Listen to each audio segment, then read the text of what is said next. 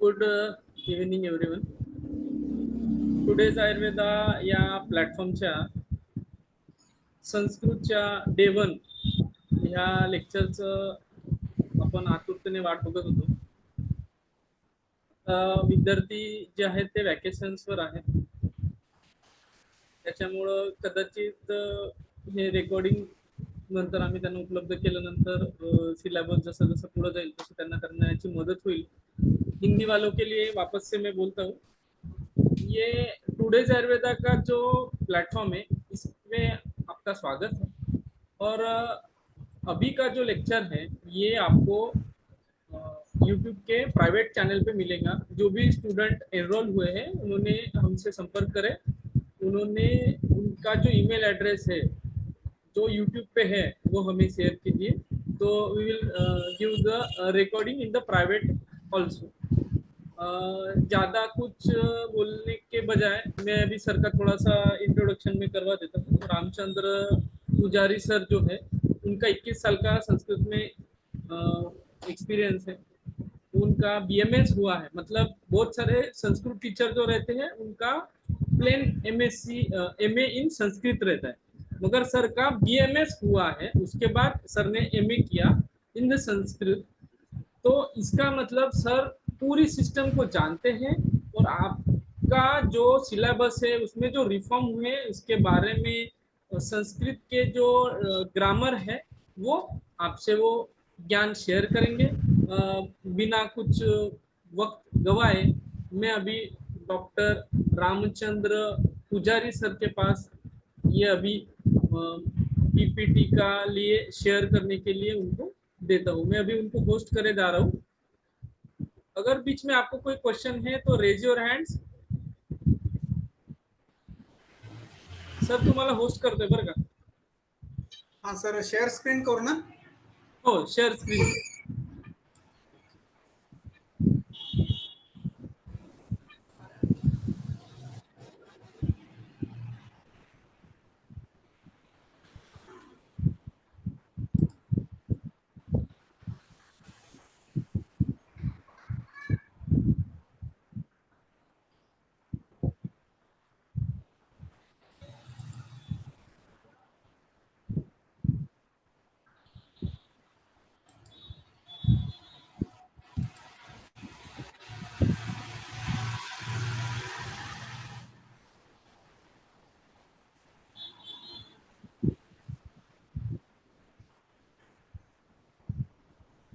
Screen share झाली sir.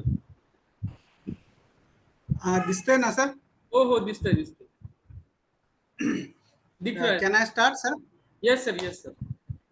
Okay sir.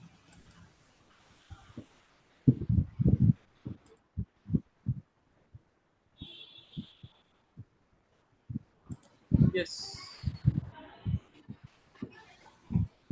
नमस्ते सर्वेभ्यः. This is second lecture of Sanskrit. During first lecture, I explained about वर्णमाला. कौन सी भी नई भाषा हमें सीखनी है तो उस भाषा में कौन से वर्ण, कौन से लेटर्स यूज किए जाते हैं उनके बारे में लास्ट लेक्चर में थोड़ा हमने देखा. उसके थोड़ा आगे चलते हुए हमारे जो सिलेबस पॉइंट्स है, सिलेबस पॉइंट में फर्स्ट पॉइंट जो है वो वर्णमाला, वर्णानाम परिचय ये है, उसके बारे में लास्ट टाइम हमने देखा. आज दूसरा पॉइंट जो है माहेश्वरी सूत्र और संज्ञा. ये माहेश्वरी सूत्र और संज्ञा संस्कृत सीखने के लिए सबसे इम्पोर्टेंट है, क्योंकि कौन सी भी भाषा हमें सीखनी है, नई भाषा सीखनी है तो उसका शास्त्रोक्त अध्ययन होना जरूरी है. और उस शास्त्रोक्त अध्ययन के लिए सबसे महत्वपूर्ण अंग रहता है उस भाषा का व्याकरण. उस भाषा का व्याकरण जब हम समझते हैं तो उस व्याकरण में हेलो पीपीटी दिसत नाही म्हटलं, स्क्रीन दिसते. नाही, पीपीटी अजून लावायचे सर. पीपीटी लावून घ्या ना, म्हणजे ते बॅकग्राऊंडला बरं दिसेल असं. पीपीटी ओके लगा ओके बैकग्राउंड में अच्छा दिखेगा। अभी आपका स्क्रीन ओके। दिख रहा है।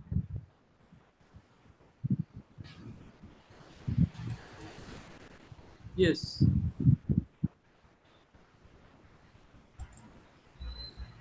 काही विद्यार्थ्यांचे जर याचे रिक्वेस्ट आले ऍडमिट साठी तर त्या कराल बरं का. आता मला काही दिसत हाँ, नाही.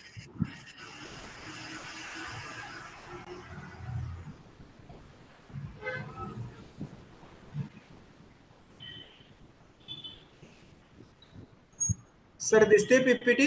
हो हो हो, आता चालू करा सर. No doubt.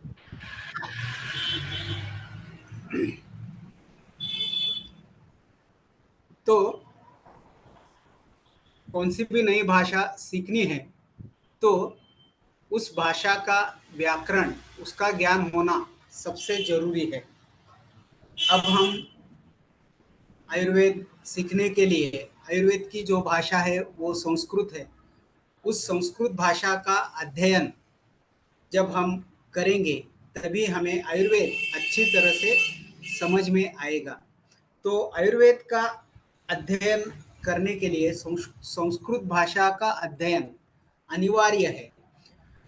जो कोई पहले संस्कृत नहीं जानता था उसके लिए भी, और जो पहले जानता है लेकिन जो स्कूल लेवल पे संस्कृत था उसके आगे थोड़ा, क्योंकि स्कूल लेवल पे बेसिक संस्कृत रहता है, लेकिन अभी हमें ये प्रोफेशनल कोर्स में संस्कृत पढ़ना है, संस्कृत सीखना है, संस्कृत में हमें एग्ज़ाम देनी है। तो उसके बारे में जिन्होंने पहले संस्कृत का अध्ययन किया है उनको थोड़ा सा इजी लगेगा, और जो नए हैं उनको भी समझ में आएगा।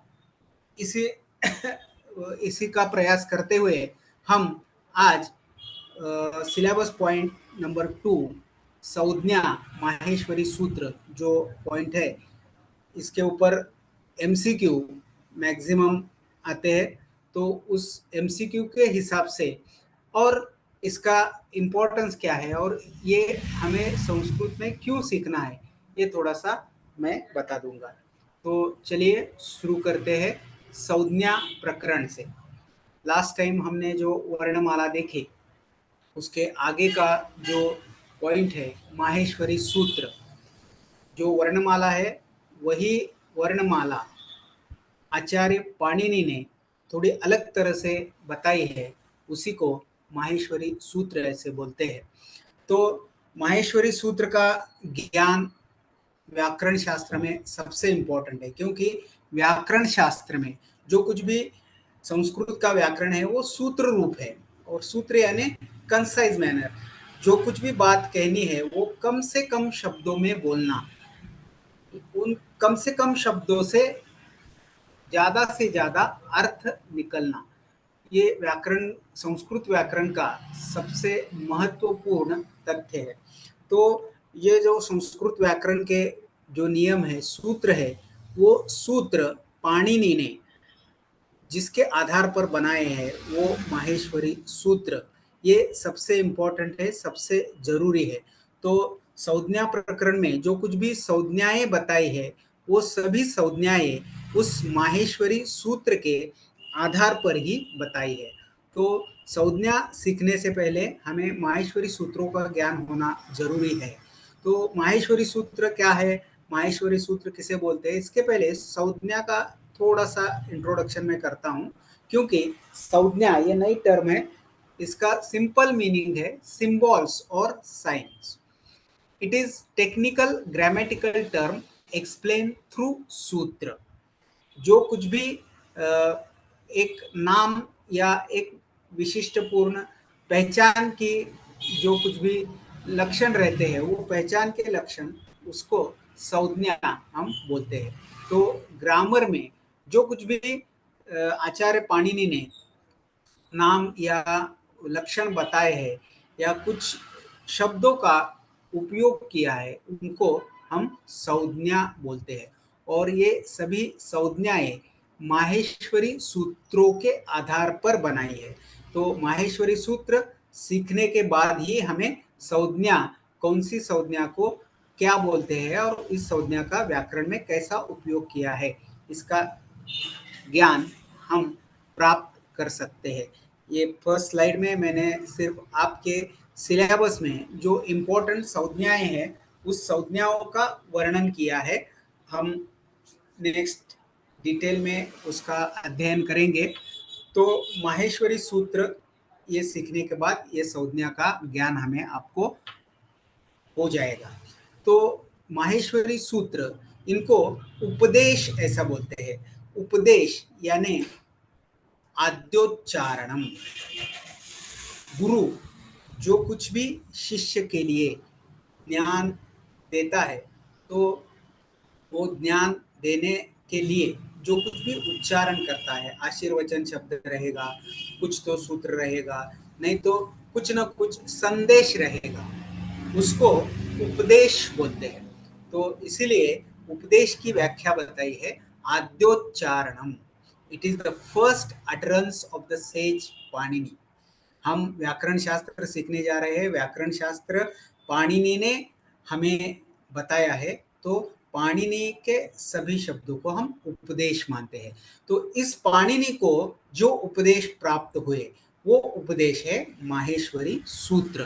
तो माहेश्वरी सूत्र ये उपदेश, माहेश्वरी सूत्र उपदेशात्मक रूप से पाणिनि को मिले। पाणिनि ने उसका उपयोग व्याकरण शास्त्र बनाने के लिए किया। ये माहेश्वरी सूत्र की थोड़ी सी पार्श्वभूमि है। तो माहेश्वरी सूत्र क्या है, कितने हैं, ये हम देखेंगे। माहेश्वरी सूत्र कैसे निर्माण हुए उसका एक संदर्भ हमें नंदिकेश्वर पुराण में मिलता है। उस संदर्भ के आधार पर माहेश्वरी सूत्र का जो उद्देश्य है या ये कैसे निर्माण हुए वो बताया है एक कारिका में। ये कारिका कभी कभी आपको एमसीक्यू में पूछी जा सकती है। ये कारिका थोड़े अच्छी तरह से देख लो, मैं पढ़ता हूँ, उसके बाद आप भी देख लो। द्रुतावसाने नटराज राजो ननाद ढक्काम नवपंचवारम उद्धर्तु कामः सनकादि सिद्धाने द्विमर्षे शिवसूत्र जालम। नृतावसाने नटराज राजो, नटराज राजो यानी लॉर्ड शंकर।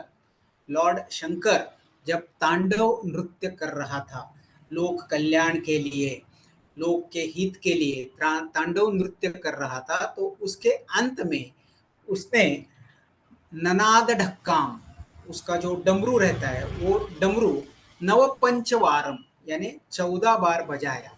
और उस 14 बार बजाने के बाद जो कुछ भी ध्वनियाँ निर्माण हो गई वो 14 ध्वनियाँ उस जो ऋषि थे उस वक्त जो इसका अवलोकन कर रहे थे उन्होंने उसका ग्रहण किया और उसको शिवसूत्र जाल ऐसी उपमा दी। और ये 14 जो ध्वनि है, ये 14 ध्वनि को ही माहेश्वरी सूत्र बोलते हैं। तो ये जो कुछ भी माहेश्वरी सूत्र है, सूत्र यानी इसमें जो कुछ भी वर्ण दिए हैं ये वर्ण ध्वनि का रूप है। तो ये जो 14 सूत्र है ये इधर इस स्लाइड में मैंने बताए हैं। मैं एक बार उसका उच्चारण करता हूँ, आप भी देख लो। ऐउन रुलुक एओम ऐ औच हैवरट लं यमननम झबन्य घड़दश जबगड़धश खपछ ठ थ चटतव कपय शशसर हल। ये 14 माहेश्वरी सूत्र बोलते हैं। ये माहेश्वरी सूत्र आचार्य पाणिनि और ऋषियों को भगवान शंकर ने डमरू के द्वारा दिए, इसीलिए उसको शिवसूत्र जाल ऐसे बोलते हैं। तो आपको एमसीक्यू में इसके बारे में, इसकी उत्पत्ति कैसे हुई और ये सूत्र कितने हैं और इसमें कितने अक्षर रहते हैं और इसकी विशेषता क्या है, इसके बारे में क्वेश्चन पूछे जा सकते हैं। तो थोड़ा सा उसका डिटेल में अध्ययन करें। इसको और क्या क्या नाम से बोला जाता है। पहले तो शिवसूत्र जाल हो गया, माहेश्वरी सूत्र हो गया, उसके साथ ही इसको वर्ण समाम न्याय ऐसे बोलते हैं। Collection of letters in specialised way, वर्ण समाम न्याय। ये जो कुछ भी अक्षर है, ये जो कुछ भी ध्वनि का जो कुछ भी रचना की गई है वो स्पेशलाइज्ड की है, कुछ तो उसकी खास वजह है। वो क्या वजह है वो आगे हम देखेंगे।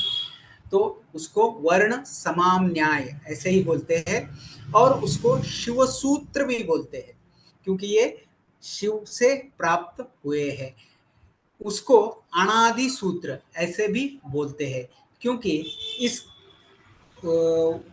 माहेश्वरी सूत्र के आधार पर आचार्य पाणिनि ने सूत्रों की रचना की है। उसमें अण आदि सूत्र रहते हैं, तो उसको अनादि सूत्र ऐसे ही ऐसा भी एक नाम बताया है। तो माहेश्वरी सूत्र के पर्यायवाचक नाम पे अगर आपको क्वेश्चन आ गया तो ये 4 या 5 पर्याय जो अभी मैंने बताए वो आपको मालूम होने चाहिए।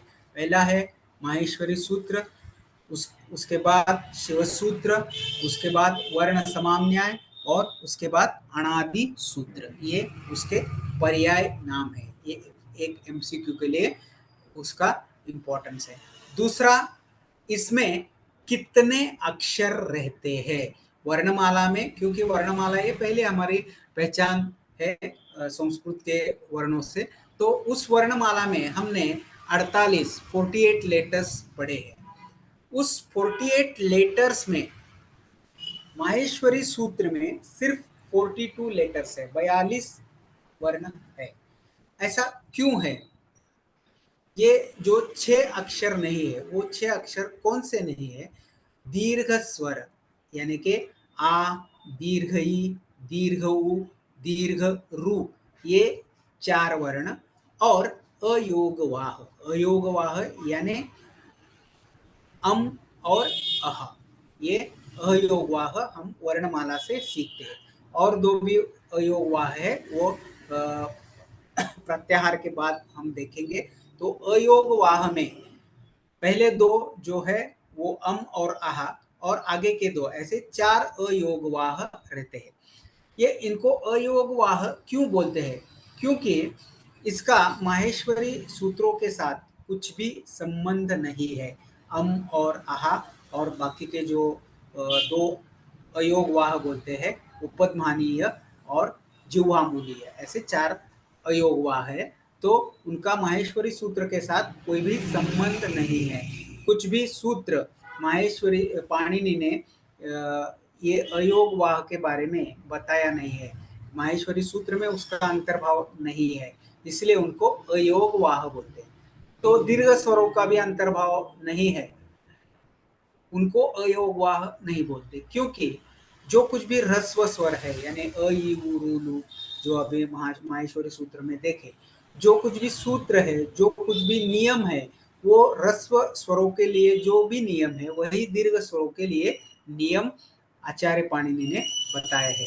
लेकिन उनको अलग से माहेश्वरी सूत्र में नहीं बताया है, क्योंकि ह्रस्व दीर्घ ये उच्चार करने के लिए जो वक्त लगता है उसके आधार पर आचार्य पाणिनि ने ये वर्ण के प्रकार बताए, इसलिए इनका उल्लेख माहेश्वरी सूत्र में नहीं है।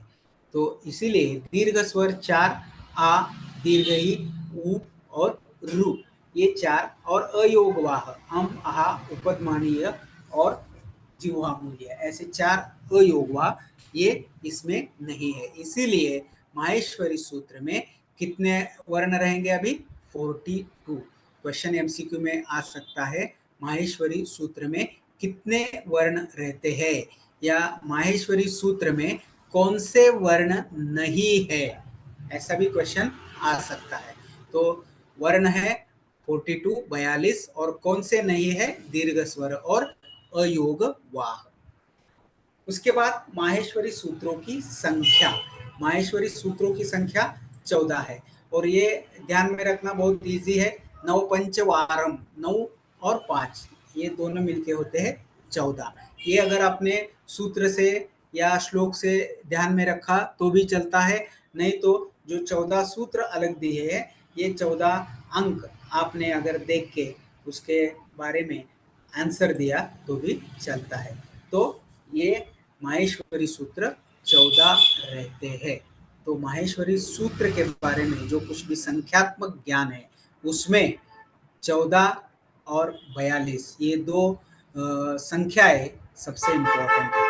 और क्या माहेश्वरी सूत्र के रचना का वैशिष्ट्य है, वो सबसे इम्पोर्टेंट है, क्योंकि आगे जो कुछ भी पाणिनि ने व्याकरण की रचना की, सूत्रों के बारे में बताया, ये सभी उस लास्ट लेटर जो है व्यंजनाक्षर, अगर आपने माहेश्वरी सूत्र देखे तो न, क, य, च, ट, न, म, ञ, श, न, व, य, र, ल, ये सभी व्यंजनाक्षरात है। तो ये 14 सूत्र व्यंजन अक्षर से समाप्त होते हैं। ईच सूत्र इज एंडिंग विथ व्यंजनाक्षर। तो ये पर्टिकुलर व्यंजन का उल्लेख आचार्य पाणिनि ने सभी व्याकरण के सूत्र बनाने के लिए जो इम्पोर्टेंट रहता है प्रत्याहार, क्योंकि संक्षिप्त में बताया और संक्षिप्त में बताना उसको ही प्रत्याहार बोलते हैं। तो प्रत्याहार बनाने के लिए ये जो अंतिम व्यंजन अक्षर है वो सबसे महत्वपूर्ण भूमिका निभाता है, इसीलिए वो अंत्य में है। और उसको व्याकरण की भाषा में पहली संज्ञा बताई है इत संज्ञा। पहली संज्ञा जो कुछ भी मैंने ये स्लाइड पे लिखी है इत संज्ञा। तो इत संज्ञा का ज्ञान होने के लिए हमें ये माहेश्वरी सूत्र का सबसे रचना कैसी है और लास्ट का जो व्यंजन अक्षर है उसका महत्व क्या है, ये सबसे इम्पोर्टेंट है, क्योंकि वो लास्ट व्यंजनाक्षर, अंतिम व्यंजनाक्षर हर एक सूत्र का जो है उसको इत संज्ञक बोलते हैं। और ये इत संज्ञक वर्ण प्रत्याहार बनाने में सबसे महत्वपूर्ण भूमिका निभाता है। तो हमें अगर संज्ञा प्रकरण का ज्ञान शुरू करना है तो इत संज्ञा और प्रत्याहार ये दोनों के बारे में डिटेल में जानना सबसे जरूरी है। तो इत संज्ञा के बारे में और प्रत्याहार के बारे में हम आज थोड़ा जानकारी लेंगे। तो ये उपदेश कितने हैं इसके बारे में इधर एक स्लाइड मैंने बनाई है। कभी कभी ये एमसीक्यू भी आ सकता है। संस्कृत में उपदेश कौन कौन से होते हैं?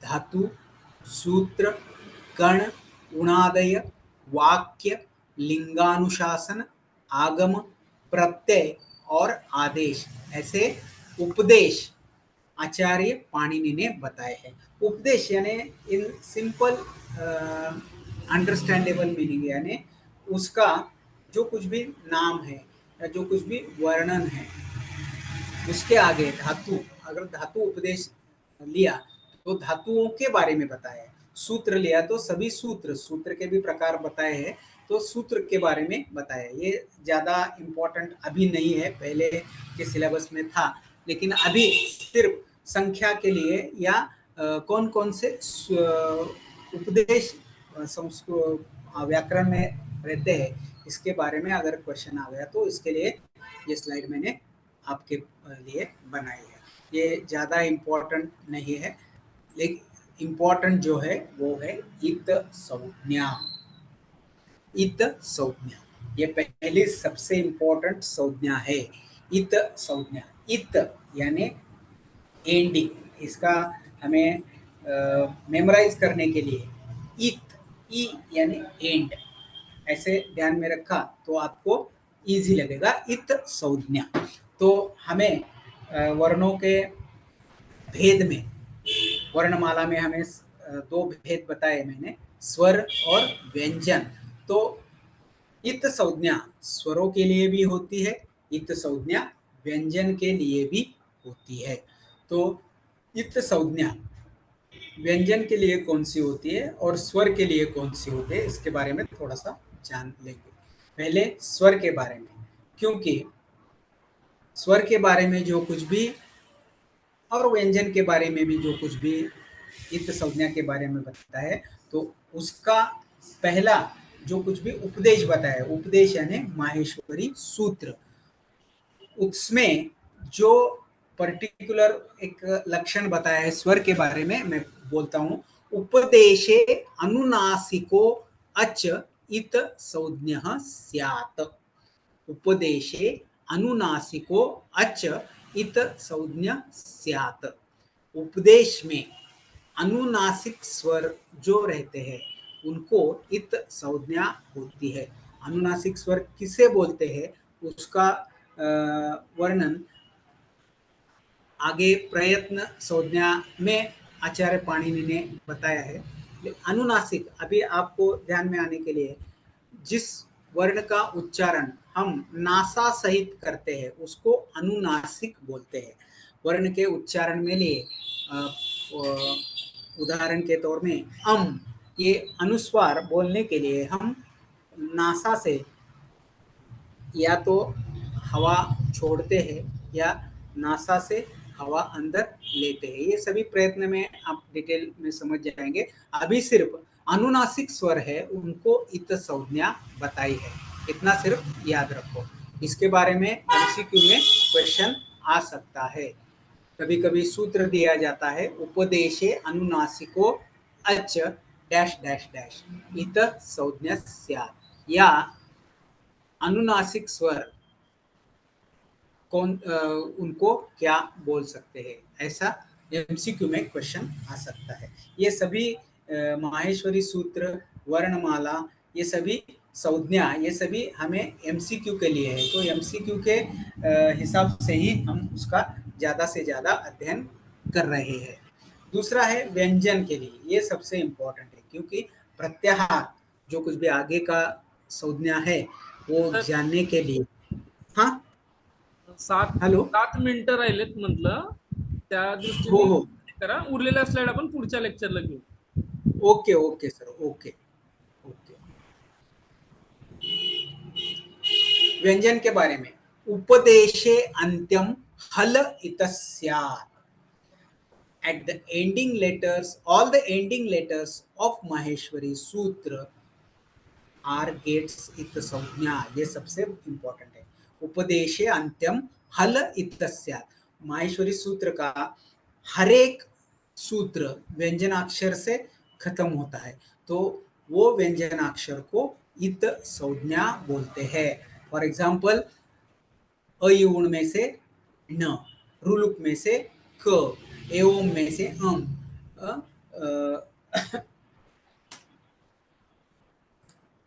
ऐ औ से च, ऐसे एंडिंग लेटर्स है उनको इत संज्ञा बोलते हैं। और इसके बारे में, this sutra plays important role to make pratyahara, तो प्रत्याहार हमें जानने के लिए इत संज्ञक कौन से वर्ण को बोलते हैं ये हमें मालूम होना चाहिए। उपदेश में जो अंतिम व्यंजन अक्षर है वही सबको हम इत संज्ञक बोलते हैं। तो इत संज्ञा ये इम्पोर्टेंट है, एमसीक्यू के लिए इसके ऊपर क्वेश्चन आ सकता है। ये जैसा सूत्र में पहले जैसे बताया, उपदेशे अनुनासिको डैश डैश डैश, वैसे ही उपदेशे अंतम हल इतस्यात्, इसके बारे में भी एमसीक्यू आ सकता है। तो आज ये इत संज्ञा के बारे में सबसे इम्पोर्टेंट जो है, उपदेशे अंत्यम हल इतस्यात्, उपदेश के अंत में जो व्यंजन अक्षर है उनको इत संज्ञक बोलते हैं। और ये इत संज्ञक वर्ण प्रत्याहार बनाने के लिए, प्रत्याहार का ज्ञान लेने के लिए, प्रत्याहार मालूम करने के लिए सबसे इम्पोर्टेंट रहते हैं। स्वर के लिए जो इत संज्ञा है वो संज्ञा के लेवल में ज़्यादा इम्पोर्टेंट नहीं है, लेकिन जो अनुनासिक स्वर है उनको इत संज्ञक बोलते थे। आज हम थोड़ा टाइम रिस्ट्रिक्शन है, इसलिए प्रत्याहार का सिर्फ इंट्रोडक्शन देखते हैं, क्योंकि प्रत्याहार सबसे इम्पोर्टेंट है। ये प्रत्याहार कैसे बनाने हैं, कितने प्रत्याहार है, इसके ऊपर बहुत से क्वेश्चन एमसीक्यू में भी पूछते हैं और वाइवा में भी पूछते हैं। ये सबसे इम्पोर्टेंट है, वाइवा के लिए ये इम्पोर्टेंट है ज़्यादा, थेरी से ज़्यादा इसको इम्पोर्टेंस वाइवा में रहता है। तो इसके लिए ये थोड़ा डिटेल में हम जानेंगे। आज सिर्फ उसका हम बेसिक इंट्रोडक्शन बोलते हैं। प्रत्याहार, एब्रीवेशंस, शॉर्ट फॉर्म्स, सूत्र, उसका आदिरंतेन सहेता, ये ऐसा सूत्र है। आदि अंत्य सहेता, आदि यानी प्रथम, अंत्य यानी लास्ट, दोनों को एक साथ बोलने से प्रत्याहार बोलता है। यानी first letter of any Maheshwari sutra and ending letter of any Maheshwari sutra. तो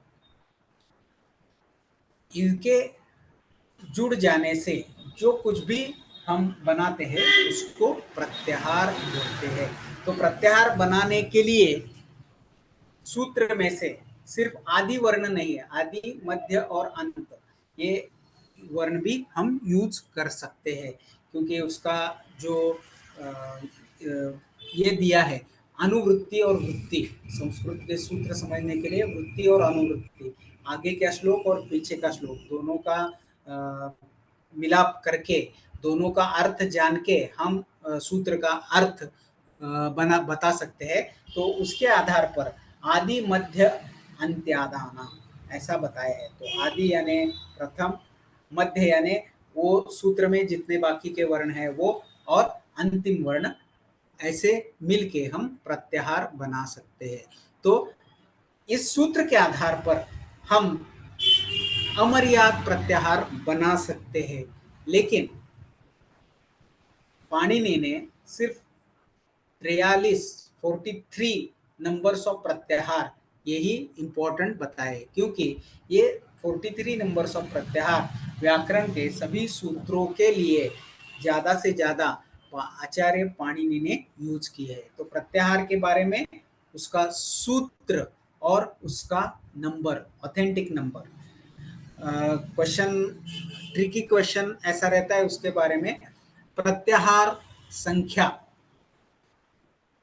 एज पर सूत्र, सूत्र के अनुसार प्रत्याहार संख्या। तो सूत्र के अनुसार प्रत्याहार संख्या ऐसा अगर क्वेश्चन आ गया तो आप इननंबरेबल, अनकाउंटेबल, अनंत ऐसा आंसर उस एमसीक्यू में रहेगा, उसको हमें चॉइस करना है। और आचार्य पाणिनि के अनुसार प्रत्याहार की संख्या, ऐसा अगर क्वेश्चन आ गया तो 43, ये प्रत्याहार के बारे में सबसे इम्पॉर्टंट बात याद रखना।